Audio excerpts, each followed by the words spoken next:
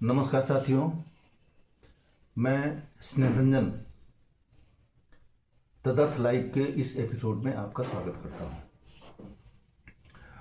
तदर्थ लाइव में हम लोग एक सेगमेंट चलाते हैं, चाय पर चर्चा। आज की चाय पर हमारे साथ मौजूद हैं हमारे खास मेहमान जो बिहार के चुनाव को कवर करके लौटे हैं। रोहित प्रधान जी पत्रकार हैं। बिहार के चुनाव को लेकर के पूरे देश में एक अजीब अविश्वसनीयता का माहौल पैदा हुआ है। कुछ लोग पूछ रहे हैं, वहाँ की जनता भी पूछ रही है बिहार की, कि क्या नतीजे ऐसे भी आते हैं क्या। बिहार की जनता यह भी पूछ रही है कि भाई हमने तो जो दिया था वो तो दिखाई नहीं पड़ रहा है, तो ये फिर आया कहाँ से ये। इन सारे सवालों का जवाब न तो बिहार के पत्रकारों के पास है और जिनके पास है वो बोल नहीं रहे हैं। नतीजा ये हुआ है कि बिहार में विपक्ष चारों खाने चित्त हो गया है। अब उसको अपने अस्तित्व के लिए तड़पना पड़ रहा है। जिस विपक्ष को 1,07,00,000 के आसपास वोट मिले हों, यानी कि संख्या में जो विपक्ष सत्ता में आने वाली पार्टी से अधिक वोट जिसको मिला हो, वो विपक्ष में चला जा रहा है। ये सीटों की कौन सी सेटिंग थी, ये कौन से समीकरण थे जिसने बिहार में यह चमत्कार करके दिखाया है। सवालों के घेरे में है चुनाव आयोग। चुनाव आयोग कुछ बोल नहीं रहा है। 1951 में जो पहला चुनाव हुआ था बिहार में, 51 से लेकर के अब तक 18 चुनाव बिहार में कंडक्ट हो चुके हैं। इन 18 चुनाव में इतने भीषण चुनाव हो, मैं कहूँ कि इतना भीषण चुनाव कभी नहीं हुआ था और उसके नतीजे इस तरीके से कभी नहीं आए थे। माना कि महिलाएं चुनाव में निकली थीं, माना कि बहुत सारे लोग चुनाव में निकले थे, लेकिन यह भी है कि इस चुनाव में 10,000 कोशिश रंग लाई है। जो 10,000 रुपये सरकार ने महिलाओं के खाते में ऐन चुनाव के पहले डाले और वो सिलसिला जारी रहा, जिस पर किसी तरह का कोई आचार संहिता का बंधन नहीं लाया गया। इस तरीके से के जो दोहरेपन है, दोहरा दृष्टिकोण है, और राज्यों में राजस्थान है, छत्तीसगढ़ है, आंध्रा है, वहाँ पर इस तरीके की कोशिशों को चुनाव आचार संहिता का हवाला देकर के रोक दिया गया था, लेकिन बिहार में ऐसा नहीं किया गया। बड़ा साफ है कि इन सब की मंशा क्या रही होगी। उन सब की मंशा इसी तरीके के चुनाव परिणाम लाने की रही होगी, जो कि आ भी गया। हम इस पर चर्चा करेंगे। रोहित जी हैं हमारे साथ। रोहित जी, ये बताइए कि बिहार में आपने जो देखा, क्या जनता का मूड था वो? सबसे पहले तो मैं आपको और आपके देखने और चाहने वालों को मैं प्रणाम करता हूँ। बिहार में अगर वास्तव में अगर देखा जाए तो न तो ऐसा जनसैलाब दिखा भाजपा एवं एनडीए के पक्ष में, और ना ही ये उम्मीद की जा सकती थी कि इतने भारी बहुमत से जनता भाजपा को वहां पे चाह रही है सरकार में रिपीट करने के लिए। लेकिन तब भी ये परिणाम आए।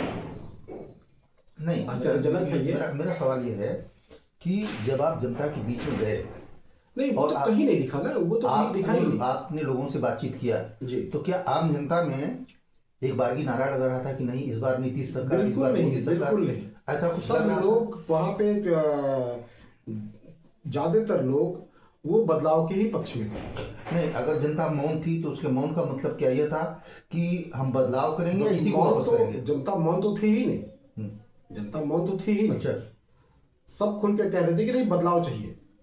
तो बदलाव चाहिए तो किस तरह का बदलाव? उनको रोजगार चाहिए था। जो बिहार से पलायन कर रहे हैं बिहार के युवा, वो बिहार में से पलायन करना नहीं चाहते। क्योंकि देखा जाए तो बिहार के युवाओं का, भाई महाराष्ट्र हो गया, गुजरात हो गया, पंजाब हो गया, दिल्ली हो गया, इन सब जगह वो जाना नहीं चाहते, क्योंकि उनको उस दृष्टि से नहीं देखा जाता। वो चाहते हैं कि उनका रोजगार उनके बिहार में मिले। तो रोजगार को देखते हुए वो चाह रहे थे कि बदलाव के लिए। आपसे कुछ ऐसे लोग भी टकराए क्या जिनको वोट देने से वंचित किया गया? बहुत ज्यादा, ये तो बहुत ज्यादा वोट देने से वंचित किया गया। उनको पोलिंग बूथ पर नहीं जाने दिया गया। पोलिंग बूथ संख्या 164 165 ऐसा है कि वहां पर 1105 मतदाता थे कुछ तरह के, और वहां पर पूरे दिन में सिर्फ एक वोट पड़े। आखिर ऐसा क्यों? क्या ये इसकी कोई शिकायत नहीं की गई कहीं पे? अब इसकी शिकायत तो की गई है, लेकिन चुनाव आयोग पे इतनी शिकायतें गई, क्या चुनाव आयोग इस पे क्या सुनवाई कर रहा है? चुनाव आयोग तो मतलब जैसे ये कहने का कि चुनाव आयोग ने इन सारी चीजों को अनदेखा किया, बिल्कुल अनदेखा यानी कि जनता जो चुनाव ये कहेगी आयोग इस बार बिहार चुनाव में या फिर अन्य चुनाव में पूरी दोहरी नीति अपना रहा है। एक छोटा सा एक उदाहरण देता हूं मैं आपको। बताएं। हरियाणा चुनाव हो रहा था। हरियाणा चुनाव से 5 महीने 6 महीने पहले कांग्रेस की सरकार थी वहां पे, तो उन्होंने ये कहा था कि भाई यहाँ की महिलाओं को मोबाइल बांटा जाएगा, मोबाइल देने की घोषणा नहीं, करी रोहित जी, तो उसमें मोबाइल दिया गया था। राजस्थान की बात है ये राजस्थान की बात है जी, माफ कीजिएगा, राजस्थान की बात है। मोबाइल दिया गया था, लेकिन जब आचार संहिता लगा तो कहा कि भाई यह बंद कीजिए आप। लेकिन बिहार में वही 10,000 रुपए देने के बाद 5 दिन पहले से शुरू होता है और उसको जो है कि आचार संहिता कंटिन्यू किया जाता है और ये उस पर चुनाव आयोग कहता है कि भाई ये पहले की योजना है। तो भाई नहीं, ऐसा केवल राजस्थान में नहीं हुआ था, ऐसा तेलंगाना में भी हुआ था, ऐसा आंध्र प्रदेश में भी हुआ जी। और जहां जहां बीजेपी ने जिस मंशा से या चुनाव आयोग ने जिस मंशा से जहां जहां जो किया, कहीं पर अलाउ किया, कहीं को उन्होंने रोका, वो सारी मंशा उनकी पूरी होती दिखाई दी। जी जी। ये मैं नहीं कह रहा हूँ, वहाँ के जो विश्लेषक हैं वहां पर जनता, आप तो जनता के बीच में थे, जनता ने एक्चुअली कहा क्या, चाहती क्या थी जनता? जनता बदलाव चाहती थी और जनता पूरे इसमें थी। और मैंने देखा कि तेजस्वी को लोग मुख्यमंत्री बनाने के लिए पूरे उत्सुक थे। तेजस्वी का जनाधार आप उनकी किसी भी रैली को आप देख लीजिए, आप उनके किसी रैली को देख लीजिए, हजारों लाखों की भीड़, वो बुलाई या मैनिपुलेटेड भीड़ नहीं थी वो। तो एक सवाल लेकिन ऐसी कौन सी व्यवस्था थी जिसमें 202 सीटें? नहीं, एक सवाल ये भी है कि राहुल गांधी ने वहां पर वोटर अधिकार यात्रा निकाली, बड़ी भीड़ आई, बड़ा शोर शराबा हुआ पूरे बिहार में, ऐसा लगने लगा कि जैसे आंधी आ गई हो, सब कुछ पलटने वाला है जी। लेकिन चुनाव में वो कहाँ गायब हो गया? वो जैसे लगा किसी ने पकड़ करके रोक लिया हो इस मोमेंट को।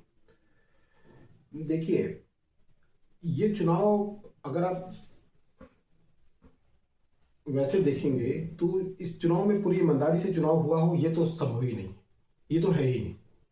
कहीं ना कहीं कुछ न कुछ तो है जो कि हमारे आपके या किसी के भी ये समझ में नहीं आ रहा है कि आखिर क्या है। एक छोटी चीज बताता हूं मैं आपको। उत्तर प्रदेश का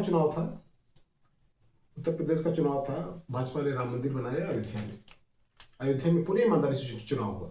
लोकसभा का अयोध्या में क्या हुआ? अयोध्या में हार गए क्योंकि वहां पे ईमानदारी से चुनाव हुआ था। तो इनको ये लगा कि जब ये अयोध्या में हार सकते हैं राम मंदिर बनाने के बाद, तो कहीं पर कुछ भी हो सकता है ना। आम जनता में क्या इस बात को लेकर भी चर्चा थी कि जिस तरीके से प्रधानमंत्री ने कट्टा, छर्रा, दुरानी, बंदूक की बातें किया, प्रधानमंत्री के मुंह से तो ये शोभा ही नहीं देता। ये अशोभनीय भाषा का उपयोग किया उन्होंने प्रधानमंत्री के मुख से ये सारी, जबकि मुझे लगता है कि तेजस्वी ने भाषा की मर्यादा लांघी नहीं, भाषा की मर्यादा उन्होंने नहीं लांघी। भाषा की मर्यादा में ही रहकर उन्होंने सारी चीजें करी और प्रधानमंत्री के मुख से ये सारी चीजें शोभा नहीं देती हैं। वहां पर क्या प्रधानमंत्री से किसी ने ये नहीं पूछा कि पिछले चुनाव में जब आप आए थे और आप दे रहे थे 125 करोड़ रुपए, कितना 1,25,000 करोड़, कितना दे दूं, 80 लाख करोड़ दे दूं कि 22 लाख करोड़ दे दूं, 80,000 जी शुरू किया था उन्होंने, आगे पहुंचते ये किसी ने पूछा नहीं क्या उनसे कि क्या जनता के मन में सवाल नहीं था क्या? बिल्कुल जनता के मन में सारे सवाल थे, जनता पूरे तरीके से, लेकिन मीडिया वहां पे उन सवालों को उठा भी नहीं रही थी। मीडिया तो वही दिखा रही थी जो कि उनको दिखाना चाहिए। मीडिया भी पूरे तरीके से मैनिपुलेटेड थी अगर सही मायने में देखा जाए तो। इस 10,000 का असर क्या था? ये 10,000 का असर ये था कि जिनको जिनको मिला, सबसे बड़ी चीज कि बिहार के लोगों के लिए 10,000 रुपये बहुत बड़ी चीज है। तो इसने ये काम तो किया है, ये 10,000 का फैक्टर ये काम तो किया है, इसमें कोई शक नहीं है। लेकिन 10,000 का फैक्टर पूरे तरीके से इतना बड़ा जनादेश बन करके ये 10,000 रुपये निकलेगा, 10,000 का फैक्टर इतना बड़ा जनादेश देगा। 2014 का जो सैलाब था जी। इस तरह का तो कभी कुछ लगा ही नहीं बिहार में, है ना। 2014 में तो आप बच्चे बच्चे के मुंह से मोदी मोदी नमो नमो आप सुन रहे थे, है ना। क्या ऐसा था बिहार में? बिल्कुल नहीं, बिल्कुल नहीं, वो तो था ही नहीं। और ये तो उससे भी बड़ी जीत है। हाँ, उससे बड़ी जीत है। ये उससे भी बड़ी चीज है, 2014 से भी ये बड़ी जीत। ऐसा लग रहा था कि जो सत्ता पक्ष के जो 5 पार्टियां हैं उनका जैसे कि एकदम सेट गोल रहा हो कि सारे के सारे लोगों का जो स्ट्राइक रेट है वो 90% से ऊपर होना चाहिए। तो ये तो तभी हो सकता है ना जबकि किसी मशीन में फिट कर दिया जाए। बिल्कुल बिल्कुल इतना बिल्कुल। ये सारी चीजें कहीं ना कहीं व्यवस्था के अंतर्गत रही है इन लोग के। अब ये ईवीएम की खामी माने आप क्या मानते हैं, या वहाँ के ग्राउंड को देखने के बाद इस तरीके के जनादेश को आप क्या ईवीएम की खामी का नतीजा मानते हैं या किसी साजिश का परिणाम मानते हैं? ये साजिश का परिणाम है, एक सीधे ये साजिश का परिणाम है। ये हो नहीं सकता, ये असंभव है कि आपकी रैलियों में कुर्सियां खाली नहीं। हाँ, आपकी रैलियों में कुर्सियां खाली नहीं। आप जो है कि आप खाली ग्राउंड पे आप सिर्फ कैमरे को दिखाने के लिए आप हाथ हिला रहे हैं और अभिवादन आप कर रहे हैं, अभिवादन स्वीकार कर रहे हैं, और उसमें आप इतना बड़ा जनादेश आपको मिल जा रहा है। खैर, अब तो जनादेश मिल गया है, वो सरकार बनाने जा रहे हैं। दोस्तों, रोहित जी ने जो वहाँ की बातें बताई हैं उसका निष्कर्ष ये निकलता है कि ये किसी साजिश का नतीजा है, ये स्वाभाविक परिणाम वहाँ का नहीं है।